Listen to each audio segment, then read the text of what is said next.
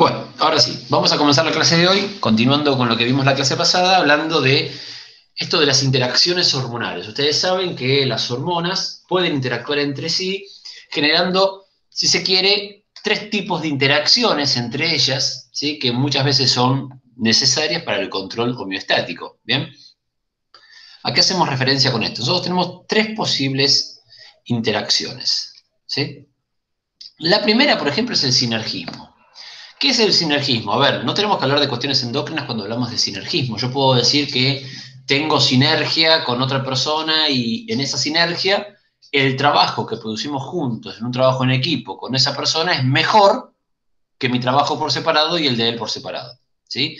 La combinación de los trabajos de ambos surge en un resultado mucho más positivo, ¿sí? Que del trabajo particular de cada uno aislado. ¿Bien?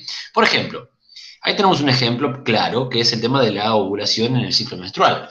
Yo siempre voy a tener relativas concentraciones estables de LH y relativas concentraciones estables de FSH. Son dos hormonas que necesito para mantener el ciclo menstrual. Pero ¿qué sucede? Si la FSH tiene su pico, ¿sí? Hacia la mitad del ciclo menstrual, pero si la LH también no genera su pico, ¿sí? En sangre, no se va a poder dar la ovulación. Es decir, en conjunto, el solo pico de FSH no alcanza y el solo pico de LH no alcanza. Entonces, la combinación de ambos picos habla de un sinergismo hormonal entre la LH y la FSH. ¿Qué quiere decir? Si la LH va un resultado de 10 y la FSH da un resultado de 10, sí, los dos por separado dan 20, pero si los dos laburan juntos, dan 100. Eso quiere decir sinergismo. ¿Bien? Ahora, por lo contrario, pueden existir, y de hecho hay muchas regulaciones de este tipo, particularmente lo que tiene que ver con los feedbacks negativos, lo antagónico. Yo hablo de antagónico cuando hablo de lo contrario al otro. El ejemplo más claro es la insulina con el glucagón. Por ejemplo, cuando aumenta la concentración de glucosa en sangre, ustedes saben bien que se secreta insulina a la sangre para reducir la concentración de glucosa, incluyendo esa glucosa a las células. Entonces, naturalmente, existe, digamos, una diferencia, ¿sí? en la acción. ¿Qué sucede? Por lo contrario, cuando baja muy drásticamente la glucosa en la sangre, el hígado automáticamente, por influencia del glucagón, degrada el glucógeno y libera glucosa. ¿Sí? Ahí tenemos dos efectos que son totalmente contrarios. Un efecto que es hipoglucemiante en el caso de la insulina y un efecto hiperglucemiante en el caso del glucagón. Entonces, tengamos en cuenta de qué estamos hablando cuando hablamos de antagonismo. Otro ejemplo muy claro también de antagonismo endocrino lo tenemos con la calcitonina y la paratormona en cuanto a la regulación homeostática del calcio. La paratormona lo que va a hacer es aumentar, es una hormona hipercalcemiante, en tanto que la calcitonina es una hormona hipocalcemiante, justamente porque lo que hace es activar a los osteoblastos, ya lo vimos este tema, para incorporar las sales de calcio a la matriz osteoide. De esa manera reduce el calcio plasmático. Bien, bueno, ahí tenemos dos ejemplos clarísimos de antagonismo. Y finalmente, uno que me falta acá, que es, no está, vamos a decirlo aquí, que es la permisividad. ¿Sí? La permisividad tiene que ver cuando una hormona, con su actividad, le permite a otra hacer su efecto. Ejemplo, ahí tenemos uno claro. La tiroxina con la adrenalina. La tiroxina es la hormona tiroidea, ¿sí? Tiene un efecto de que no hace nada con la lipólisis, es decir, el metabolismo de las grasas no va a estar activado con la sola presencia de tiroxina. Pero si no hay tiroxina, ¿sí? La adrenalina no puede trabajar. Entonces, ahí tenemos un ejemplo de permisividad. La presencia de tiroxina le permite a la adrenalina, permisividad, trabajar. Y de esa forma llegar a su efecto. ¿De acuerdo? Bien. ¿Preguntas? ¿Esto? ¿No? ¿Está claro? Bien.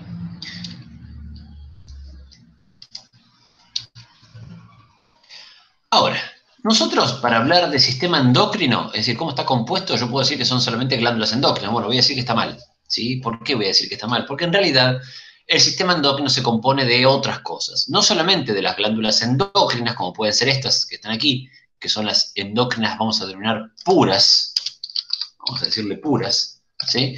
Justamente porque son solo secretoras de hormonas, es decir, no tienen otra función más que secretar hormonas, coronadas por la hipófisis, la epífisis, la tiroides, las paratiroides, las suprarrenales y el timo son glándulas endócrinas puras, solo producen hormonas. Ahora vamos a desagregar esto, cada una de estas cosas, que es lo que hace, ¿no? Pero bueno, para que vayan teniendo en cuenta. Glándulas endócrinas puras, de hipófisis a timo. Luego tenemos glándulas mixtas. ¿Qué son las glándulas mixtas? Aquellas que producen además otro tipo de secreción. Particularmente es mixto cuando es tanto endocrino como exócrino. Entonces aquí podemos tener, por ejemplo, el páncreas, que es la glándula mixta por excelencia. Tenemos un páncreas que es exócrino, ¿sí? Que en un 98% del páncreas es exócrino, y libera jugos pancreáticos directamente a la luz del intestino delgado para favorecer la digestión enzimática.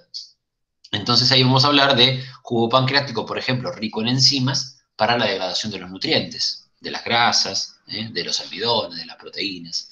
Entonces, eso como va a la cavidad de un órgano hueco, como es un conducto o bien el intestino, decimos que es una secreción exócrina. Los jugos pancreáticos son secreciones exócrinas, pero el 2% restante del páncreas es páncreas endocrino. ¿Por qué? Se denominan islotes de Langerhans, ¿sí? El 98% se llaman acinos pancreáticos. Los islotes de Langerhans, que corresponden al 2% del páncreas, se dividen en 4 tipos de células. Anótenselos, por favor.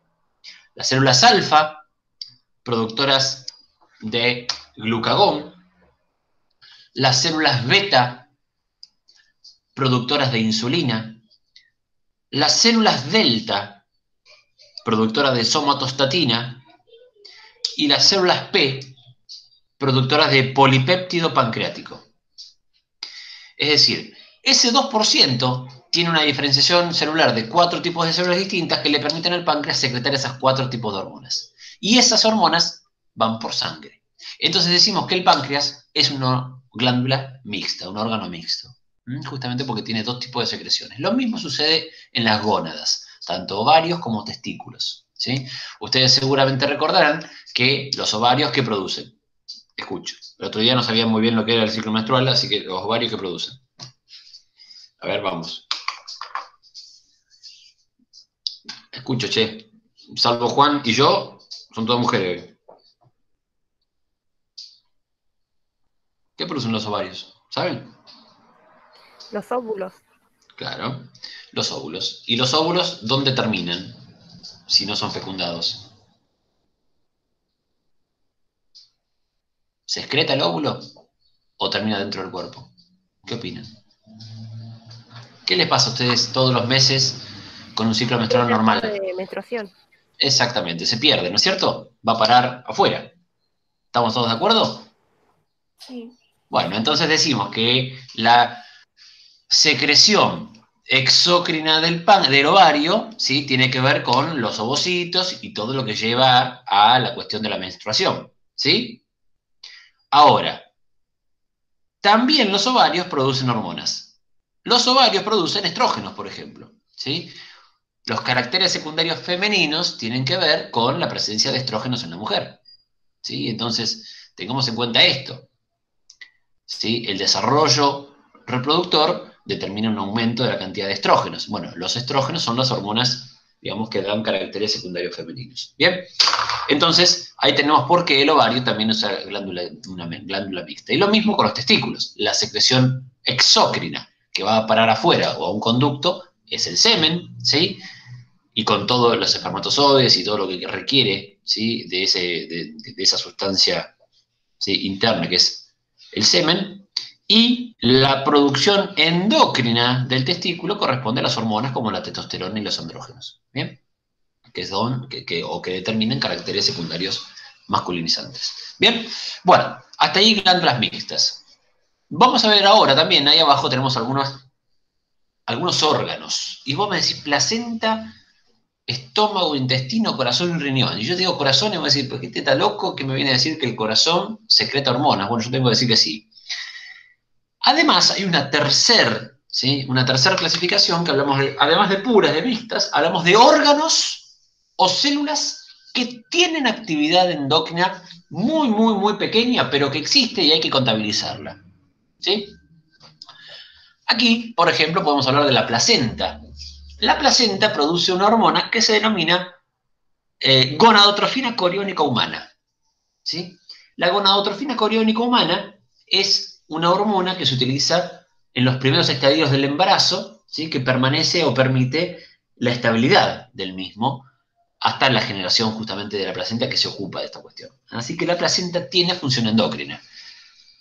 El estómago, parte del estómago, ¿sí? Al igual que en el similar al páncreas, digamos, el estómago es productor de jugo gástrico. El jugo gástrico es una secreción exócrina, es decir, el estómago se ocupa pura y exclusivamente de la digestión. Pero, pero, tiene una célula en su mucosa que es la célula G, que libera gastrina. La gastrina es una hormona que va por sangre, que tiene efecto local, ¿sí? Todo esto que digo es muy importante para ustedes, ¿eh? Que tiene efecto local y que estimula al resto de la glándula gástrica a producir sus jugos. Entonces, la gastrina, a nivel endocrino, ¿sí? Va por sangre y por efecto que vamos a denominar parácrino, estimula al resto de la glándula a producir los jugos exócrinos. ¿Bien? Lo mismo el intestino. El intestino en su mucosa produce varias hormonas, vamos a nombrar dos, que son las células C y las células S. En la primera porción de intestino, apenas pasamos el estómago, luego del esfínter pilórico, tenemos una pequeña porción del duodeno en la primera porción, que son las células C y las células S. Cuando el quimo ácido que sale del estómago pasa por el esfínter pilórico y llega al intestino delgado, particularmente a la primera porción del duodeno, esas células endócrinas con el quimo ácido se estimulan y producen dos hormonas. La célula C produce colecistoquinina, pancreosimina. Es una sola cosa, CCK se llama, ¿sí? CCK, colecistoquinina, pancreosimina. Y las células S producen secretina. Ambas hormonas tienen efecto un poquito más lejos del intestino, tanto en hígado como en vesícula biliar y páncreas. La secretina lo que va a hacer es aumentar la cantidad de bicarbonato que proviene del jugo pancreático para neutralizar un poco el tema del jugo ácido que venía del estómago. Entonces, con el jugo pancreático estimulado por la secretina, va a hacer que llegue bicarbonato de sodio para neutralizar el ácido que viene del estómago. Y la CCK, lo que va a hacer la colecistoquinina, te lo dice el nombre, quinina movimiento, colecisto, colédoco y cístico. Colédoco hace referencia al conducto que vincula el hígado con el intestino. Y cístico hace referencia a la vesícula biliar. Lo que hace la CCK, la colecistoquinina pancreosimina, es estimular, ante la llegada de un quimo ácido rico en grasas, que la vesícula biliar excrete o secrete lo que tiene guardado, que es la bilis. ¿Sí? Entonces, la bilis es secretada al intestino a través del conducto colédoco gracias a la acción de la CCK. Y también yo te dije, la CCK es CCK-PZ. CCK es colecistoquinina, pancreosimina, PZ. ¿Qué significa eso? Páncreo, páncreas, simina, simógeno, enzimas. También estimula al páncreas a producir jugo pancreático rico en enzimas, lo que hablábamos hoy. Está claro, esta cuestión es muy importante para ustedes entender esto, ¿eh? ¿Se entiende?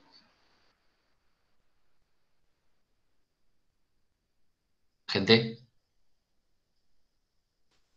Sí, se entiende, pero obviamente hay todos esos que, nombres que acabas de decir.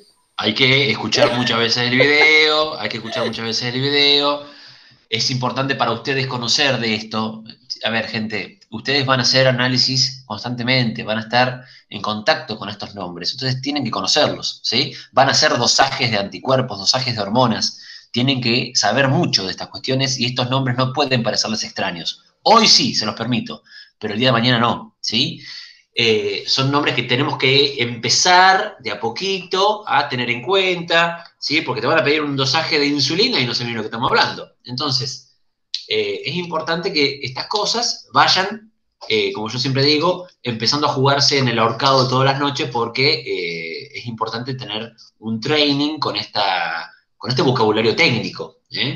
Entonces, alguien tiene que dárselos. Bueno, me tocó a mí la mala noticia. Bien, seguimos. Otra, por ejemplo, otra hormona muy importante, que tiene que ver con el metabolismo de la glucosa y cómo nosotros incorporamos esa glucosa al torrente sanguíneo, es el péptido insulinotrópico parecido a la insulina. Vamos de nuevo. Péptido insulinotrópico parecido a la insulina. ¿Sí? Eso tiene que ver con la absorción de la glucosa y cómo nosotros hacemos hincapié en ese mecanismo de transporte. Así que esas tres hormonitas, de nombre chiquitito, colecistoquinina, pancreosimina, secretina y el péptido insulinotrópico parecido a la insulina, son algunas de las cosas que tienen que saber. Bueno, pasamos y decimos corazón, ¿sí? El corazón, ¿de qué se ocupa? Ta, ta, ta, ta, ta, ta, ta, ta. De llevar la sangre a todo el cuerpo y de oxigenarla, ¿no? No, de llevarla. De oxigenarla se ocupan los pulmones, digamos, ¿no es cierto? Bien. Entonces, el transporte es la bomba, ¿sí? Es la bomba de nafta de nuestro vehículo, ¿no es cierto? Bueno, es decir, bombea la sangre a todo el cuerpo, bien dijiste por ahí. Pero también tiene una pequeña cantidad de células, un cúmulo celular, que son algunas pocas células que se especializan en la producción de una hormona, que es anotate otro nombre raro, péptido. Mira, estoy bueno, te lo voy a escribir. Mira. Péptido natriurético auricular. Vamos a descifrar qué significa esto. El péptido natriurético auricular, vamos a escribirlo acá, vamos a ponerlo acá al lado del corazón para hacer referencia que viene de aquí. Ahí está. El péptido natriurético auricular, a ver, vamos a tratar de definir qué significa esto, para todos.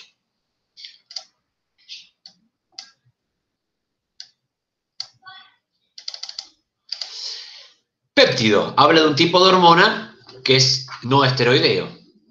Y acá, natriurético. ¿Urético de dónde viene? A ver qué les parece.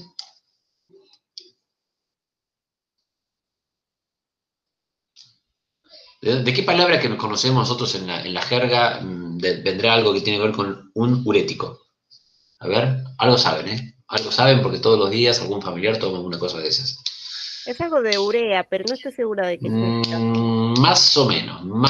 No tiene que ver con la urea. A ver, ¿alguien de alguno de ustedes conoce a alguien que tome un diurético? ¿Un diurético? ¿Alguien conoce eso? ¿No? Che, dígame que sí, que no, no sé. Sí, en realidad para orinar. A ver, ¿qué es eso? Discúlpame. Orinar. Para orinar, exactamente. Sí, para orinar más, ¿no es cierto? Bueno, el diurético lo que hace es aumentar la excreción de orina. Bueno, muy bien.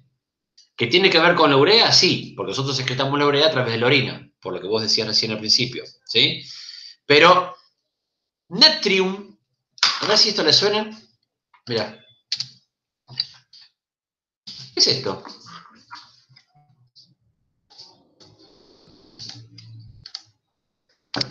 ¿Qué es eso? Sodio. Natrium significa sodio en latín, ¿sí? Entonces, natrium urético, ¿qué significa? Así, bien guarro, díganlo, a ver, ¿qué significa? Eliminación de sodio. Exactamente, y si vos eliminás sodio en la orina, ¿qué se va también? Si yo le pongo sal a la babosa, ¿qué le pasa?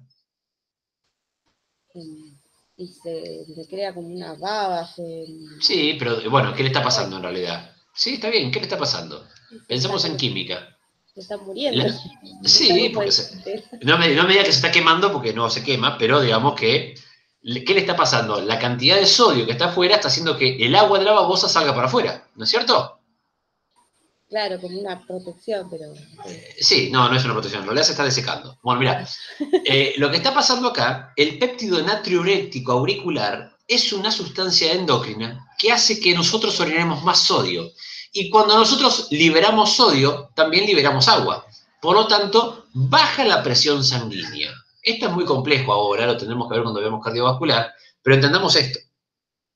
Cuando el corazón detecta que aumenta la presión sanguínea, libera péptido natriurético auricular que impacta en los riñones, y de esa manera, logramos excretar más sodio, y como excretamos más sodio, logramos excretar más agua. Al excretar más agua, bajamos el volumen sanguíneo y por lo tanto reduce la presión sanguínea. ¿Me siguieron con ese pensamiento? Sí. Sí. Es complejo, ¿eh? Hay que leerlo, hay que pensarlo, pero bueno.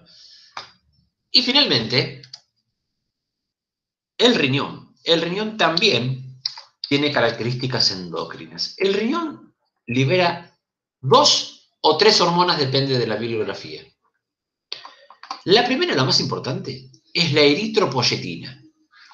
La eritropoyetina tiene que ver con una hormona que libera el riñón para condicionar la producción de glóbulos rojos, eritrocitos, por ejemplo, glóbulos rojos. Eritropoyetina, poiesis, producción de glóbulos rojos. El riñón regula la cantidad de glóbulos rojos que tiene nuestra sangre. También produce o activa vitamina D. El calcitriol, el 1,5 dihidrocolecalciferol, vamos a decirle calcitriol, vamos a decirle vitamina D. Hoy estoy con nombres raros, ¿viste? Hoy es el día en que me inspiré y me acordé de los nombres raros.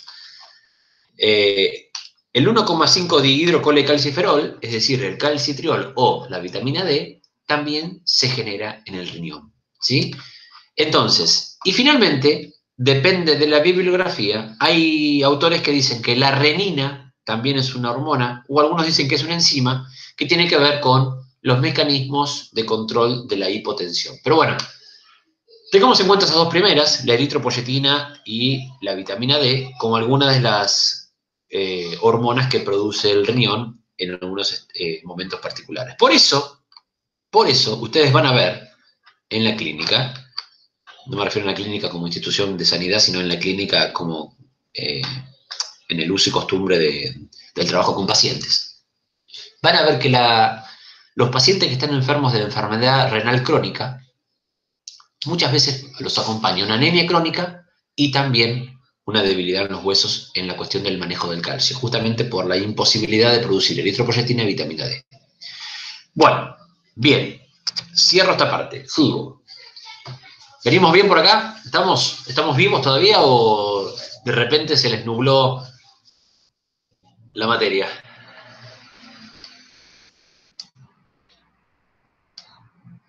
Ah, no pueden ni hablar si quieren. Bien, buenísimo. Por ahora voy bien, pero igual voy a tener que ver el video para entenderlo mejor. Vamos a agregar que tenés que leer el libro también, ¿sí? ¿No? Sí, también. Ah, bien. Bueno, vamos a seguir. Hasta acá acabamos de describir someramente, las glándulas mixtas y los problemas domésticos. El perro se va a ir de casa en cualquier momento, me parece. Bien. Bueno, a ver, seguimos. Vamos a empezar a trabajar con la epífisis, que era una de las glándulas endócrinas puras, ¿sí? La epífisis, en realidad, ya la vimos. La vimos cuando hablábamos de diencéfalo, ¿se acuerdan? Y acá está, bien. La glándula pineal se llama también, ¿sí? Glándula pineal o epífisis o epitálamo. Cuando hablamos de epitálamo, yo le dije, bueno, el epitálamo era la región más por arriba del tálamo, por arriba del hipotálamo, ¿sí? Que tiene que ver con la regulación del sueño y la vigilia. Es el reloj, es el quien maneja el reloj biológico del cuerpo, ¿sí? La glándula pineal, la epífisis, tiene a su cargo la secreción. Ay, se me fue el nombre, qué feo. De melatonina, ¿sí? Tiene a su cargo la secreción de melatonina. La melatonina tiene que ver con la cuestión del sueño y la vigilia, ¿sí? Así que la epífisis es la productora de melatonina. Fíjense que hay una publicidad vigente en los canales de aire que habla de melatol, ¿sí? O Sleepy. ¿Lo escucharon? ¿Sleepy? No, yo tomaba el Melatol Plus. Bueno, Melatol. ¿Vos no podías dormir por algún motivo? Tuve un problema y me lo dieron. Bueno, Melatol, ¿sí? Justamente es un precursor de la melatonina, ¿sí? Para poder dormir mejor. No Sí, tiene nada que supuestamente ver. era todo con compuestos naturales para no tener que tomar alguna pastilla, onda clonazepam y eso. Claro, que en realidad es un precursor de la propia hormona, ¿te das cuenta? No, Ujú. no, no es nada natural, es una hormona, ¿sí? Y el Sleepy, ¿sí? Ese que dice, Sleepy. Mira que estoy bárbaro, ¿eh? Con el inglés de la semana pasada y el jingle que acabo de hacer, te digo que me corono para la terna de Martín Fierro. Bueno, Sleepy también es un precursor, ¿sí? De la melatonina, que es la productora de la hormona de, digamos, para conciliar el sueño y la vigilia. Bien, bueno, seguimos.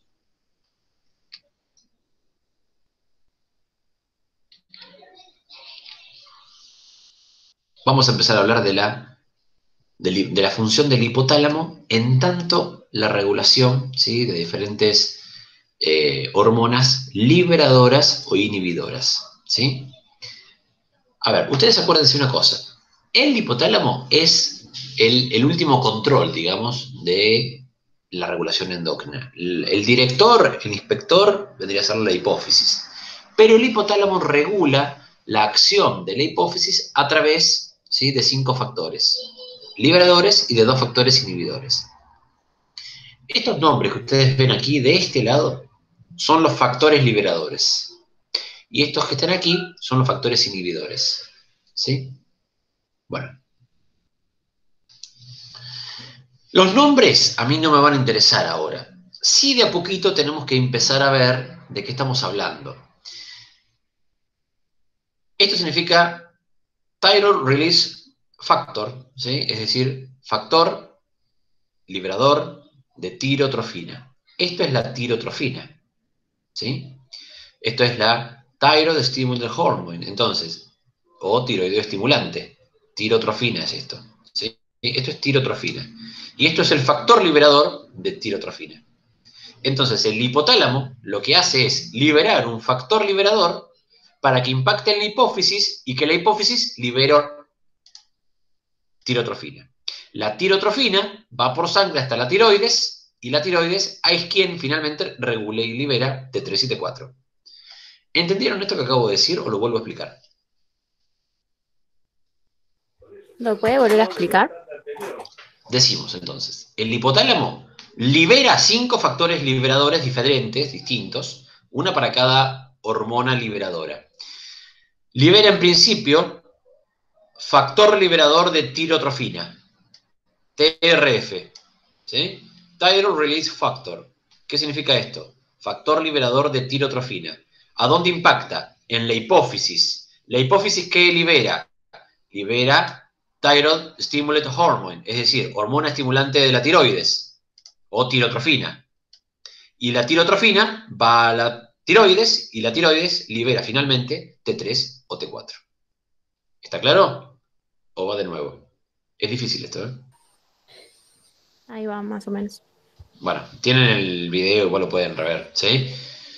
Pero bueno, es importante que lo tengan claro esto porque es muy importante. Lo mismo va a suceder, ¿sí? Vamos a poner otro ejemplo, con el factor liberador de corticotrofina. Corticot, release factor, ¿sí? El factor liberador de corticotrofina impacta en la corteza de la glándula suprarrenal para que ésta libere adrenocorticotrofina hormone, ¿sí? Entonces, la adrenocorticotrofina, ¿sí? O corticotrofina, va a ir a la glándula suprarrenal, ¿sí? A que se libere corticoides. Entonces, vamos de nuevo. El factor liberador de corticotrofina va a la hipófisis libera corticotrofina y la corticotrofina libera finalmente en la corteza de la glándula suprarrenal corticoides. ¿Qué corticoides va a liberar? 3 tipos de corticoides. Anótense esto. Mineralocorticoides, como la aldosterona, que es antagonista, la aldosterona es antagonista del péptido natriurético auricular, por ejemplo. Va a liberar también glucocorticoides, que tienen que ver con la liberación de cortisol e hidrocortisona.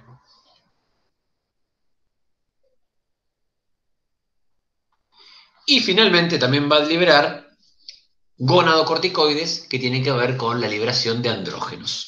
Bien, bueno, hasta acá estamos. A su vez, el hipotálamo libera hormonas liberadoras de gonadotrofinas. Hormonas liberadoras de gonadotrofinas. Estas impactan en la hipófisis y se liberan gonadotrofinas. Las gonadotrofinas son dos, la FSH y la LH. Estas dos impactan en las gónadas, testículos y ovarios, y cada uno de ellos secreta sus hormonas, estrógenos, progesterona y testosterona, ¿sí? Y sus productos de origen sexual. ¿Está claro? O lo vuelvo a explicar. Seguimos. Además, libera factor liberador de prolactina. Factor liberador de prolactina. Bien. La prolactina, te lo dice el nombre, prolácteo, viaja a la hipófisis libera prolactina, y la prolactina va a la glándula mamaria luego del parto para producción de leche materna. Prolactina, ¿sí?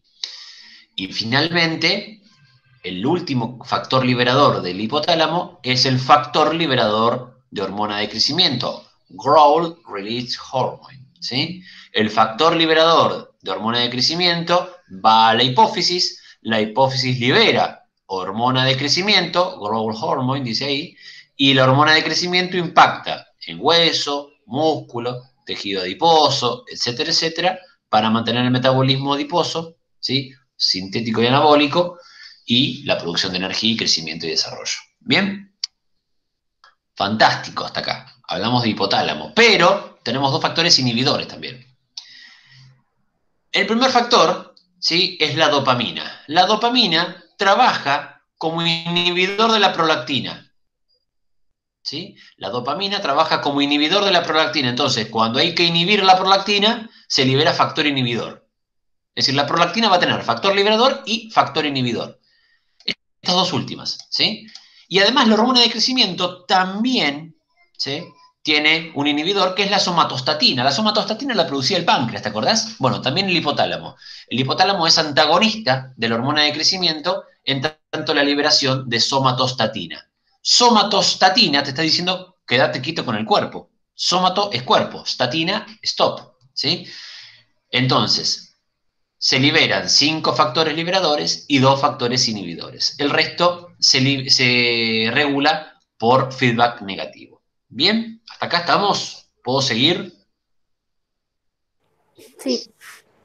No me mientan, ¿eh? No me mientan.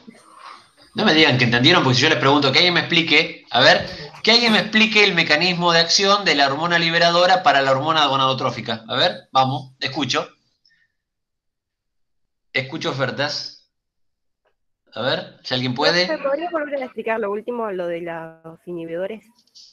Sí, te decía que además de existir 5 estimulantes, las dos últimas, tanto la prolactina como la hormona de crecimiento, también tienen inhibidores, ¿sí? Simplemente significa esto que para inhibir la producción de prolactina y el crecimiento hay que secretar inhibidores hipotalámicos, ¿sí? El resto, la tiroidea, la corticotropa y la gonadotropa, se trabaja por un feedback negativo, ¿sí? Eso te decía. ¿Está bien?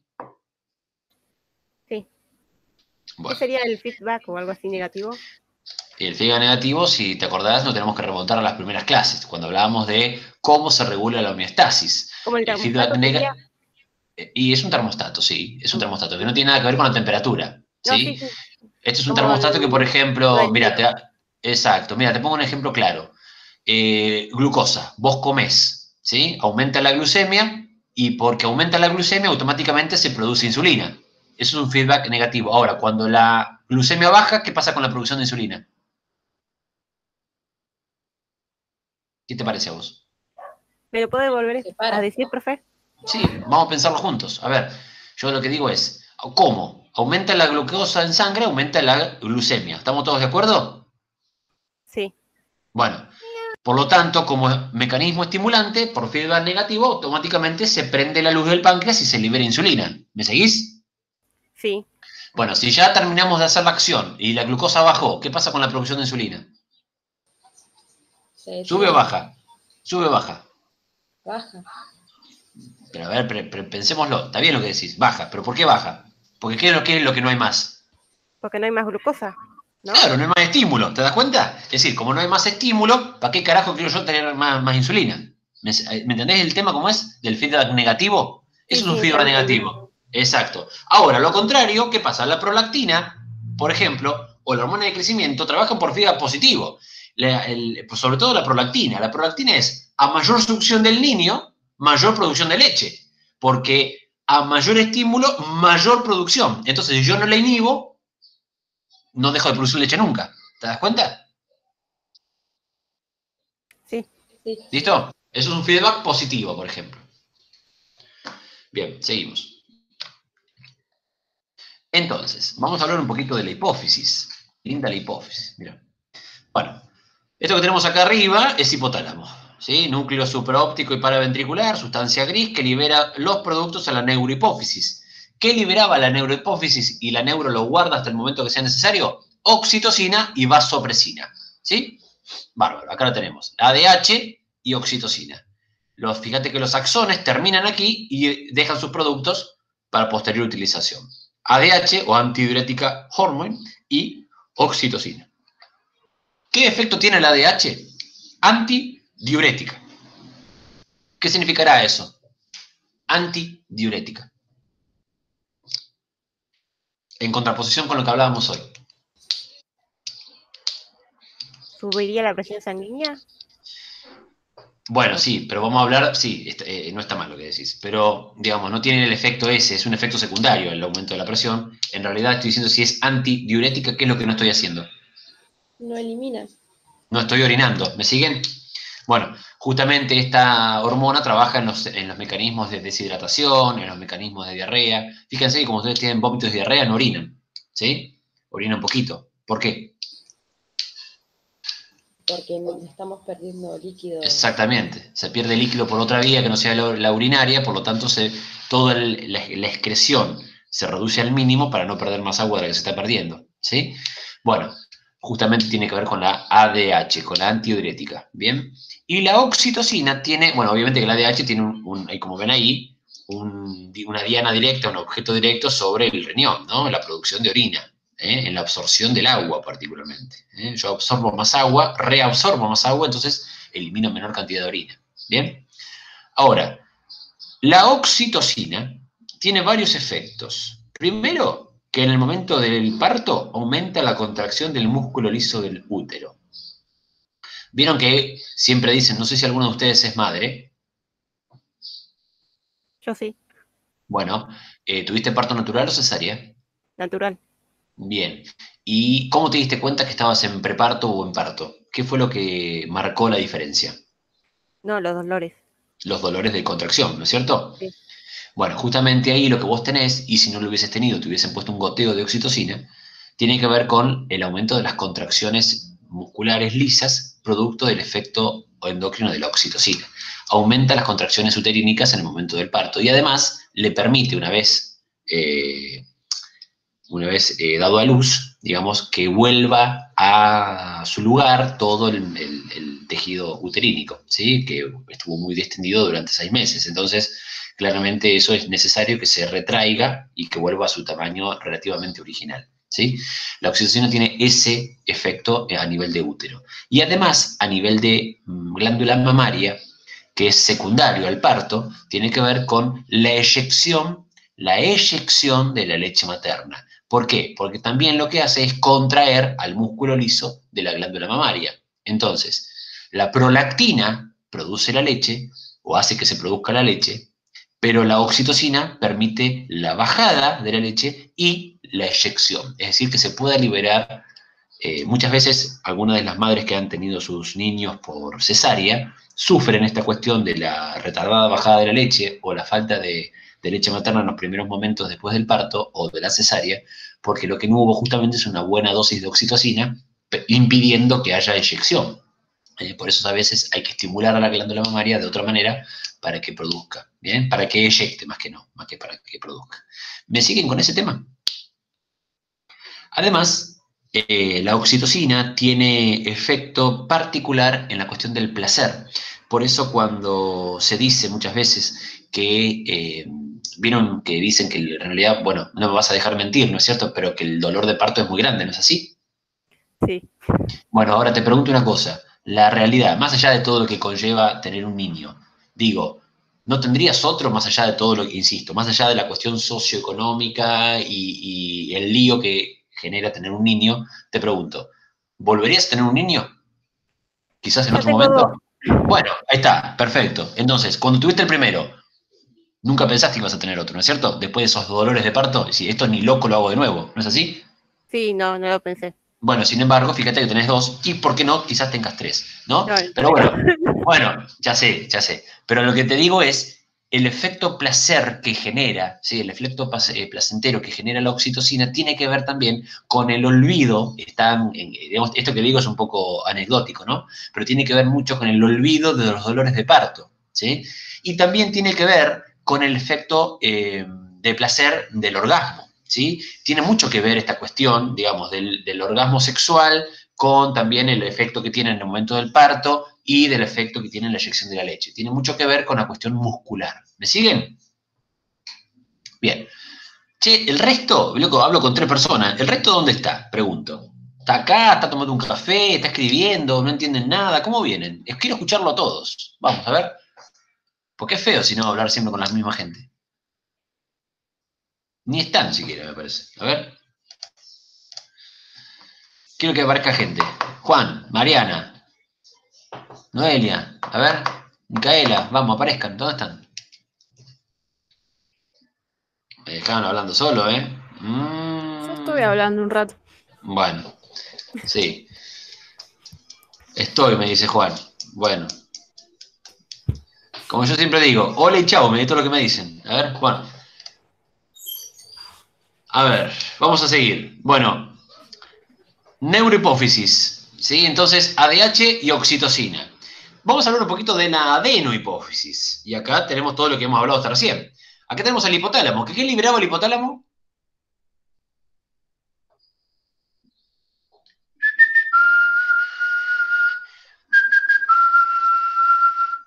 No me hagan ir para atrás. ¿Qué liberaba el hipotálamo? Vamos.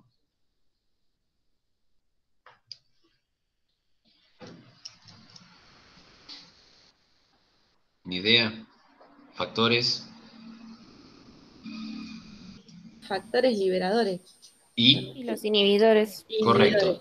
Entonces, los factores liberadores y los factores inhibidores van a impactar directamente en la adenohipófisis, en la hipófisis anterior, ¿sí? A través del sistema porta hipofisario hipotalámico. ¿Bien? Bueno, de acuerdo al factor liberador o inhibidor del cual estemos hablando, va a liberarse ACTH, adrenocorticotrofina, que tiene efecto directo en la corteza de la glándula suprarrenal, para la liberación de corticoides, que ya les conté. ¿Bien? También va a hacer que se libere TSH, tirotrofina, o tiroideo estimulante. ¿Y qué hace la tiroideo estimulante? Estimula la tiroides, para que se secrete T3 y T4. También va a hacer que se secrete gonadotrofinas, LH y FSH, las dos. Y estas impactan directamente en los testículos y en los ovarios, haciendo que se libere, por un lado, hormonas y por otro lado, la ovogénesis y la espermatogénesis. También se libera prolactina y en la glándula mamaria se produce la secreción de leche. También se libera hormona de crecimiento y tanto en el hueso como en el músculo como en el tejido adiposo se dan las reacciones necesarias para mantener el crecimiento, la contracción y la elevada tasa metabólica de ácidos grasos, ¿sí? Entonces, ACTH, FSH, FSH y LH como gonadotrofinas, prolactina y hormona de crecimiento, la producción de secreciones endócrinas de la hipófisis anterior, más la ADH y la oxitocina que se liberan, pero que no se producen en la neurohipófisis, ¿sí? Dan el total de hormonas que se producen en esta glándula rectora del sistema endocrino. ¿Está claro? Sí. Más o menos, más o menos. A su vez, ahí tenemos varios tonos de piel, ¿no es cierto? Bueno, a su vez, una región de la adenohipófisis libera junto a la ACTH MSH. MSH. La MSH, en realidad, es lo que se denomina la melanocito estimulante. Los melanocitos, cuando vimos tejido tegumentario, se van a acordar, eran las células que daban el pigmento tegumentario de la piel, ¿sí? Es decir, es la estimuladora de los melanocitos y cuanto más melanina hay, más color tiene el cuerpo. Y eso tiene que ver con un factor de defensa para la antioxidación por la radiación UV. Entonces, obviamente, aquellas regiones del planeta Tierra donde estamos más alejados del ecuador, somos más tendientes a la tez blanca porque tenemos menos irradiación solar que aquellas poblaciones que viven cerca del ecuador, en el medio, donde los rayos ultravioletas pegan de lleno y por lo tanto necesitan una resistencia mayor, siendo que sus pieles sean más oscuras. Bien, hasta acá, entonces, ¿sí? Tiene que ver con el tema de la MSH. Bueno, vamos a arrancar ahora muy soberanamente, rápidamente, con cada una de las glándulas puras. Empezamos por la tiroides. Hablamos de la hipófisis, ahora hablamos de tiroides. La tiroides secreta 2 o 3 hormonas, depende de cómo se quiera ver. Primero, la T3 y la T4, por ahí tenemos dos, ¿sí? La T3 y la T4, que en realidad lo que hace la tiroides es producir una gran proteína, que es la tiroglobulina, que se va degradando y va produciendo justamente la secreción de T3 y T4. La T3 y la T4 tienen una función directa en el control del metabolismo celular. Sin T3 y T4, señoras y señores, no podemos tener energía. Ustedes conocen algún enfermo de hipotiroidismo y te va a decir que si no toma la pastilla un tiempo prolongado, ¿sí? La levotiroxina, dice que no tiene energía ni siquiera para levantarse de la cama, justamente porque tenés la central 9 de julio apagada. Es como si te hubiesen echado un balde de agua en el fuego. Entonces, es importante la hormona tiroidea para el control del metabolismo celular de todas nuestras células. Y además, la tiroides produce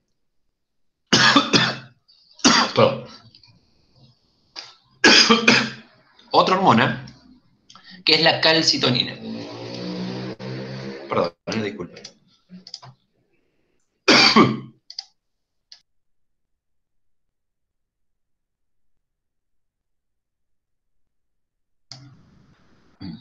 Bueno, les decía, la calcitonina es una hormona que produce la tiroides, las células C de la tiroides, para la regulación del calcio.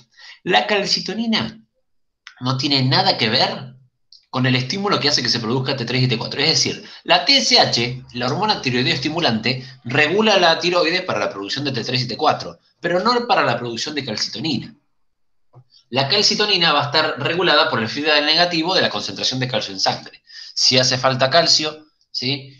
Va a estar inhibida la célula C, y si hace falta reducir la cantidad de calcio, va a estar activada la célula C para la producción de calcitonina. Bien.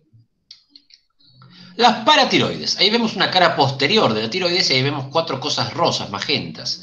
Esas son las glándulas paratiroides. ¿Sí? Son 4, 2 de cada lado, y están insertas en la cara posterior de la tiroides. Ellas liberan la PTH, la hormona paratiroidea o paratormona, es lo mismo, y tiene una función justamente antagónica de la calcitonina. Bien, ya lo hemos hablado. Ahí está, las suprarrenales, ya se los comenté un poquitito. Ahí tenemos los riñones y arriba como un gorrito, ¿sí? Las glándulas suprarrenales tienen 2 partes. La corteza, que es la parte de afuera, y la médula, ¿sí? La médula tiene que ver con la producción de adrenalina y noradrenalina a nivel nervioso, por lo tanto, deriva de tejido nervioso, de ectodermo, y no tiene nada que ver con esto que estamos hablando. Lo que hace la ACTH, que era la hormona liberadora de... la hormona corticoestimulante que produce la hipófisis, impacta en toda esta zona, en la corteza, ¿sí? Y hace que se liberen corticoides. Corticoides viene de corteza, ¿bien? Ya desconté, algunos corticoides son la aldosterona, que regula la reabsorción del sodio, ¿sí? El corticoide, como el cortisol, y gonadocorticoides, así como los andrógenos. Todas estas hormonas, todos los corticoides son, al igual que las hormonas sexuales, de origen esteroideo. Todas derivan del colesterol. Del páncreas ya hemos hablado, de la placenta, de los órganos ya te hemos hablado, así que hemos terminado, me parece, la clase de hoy.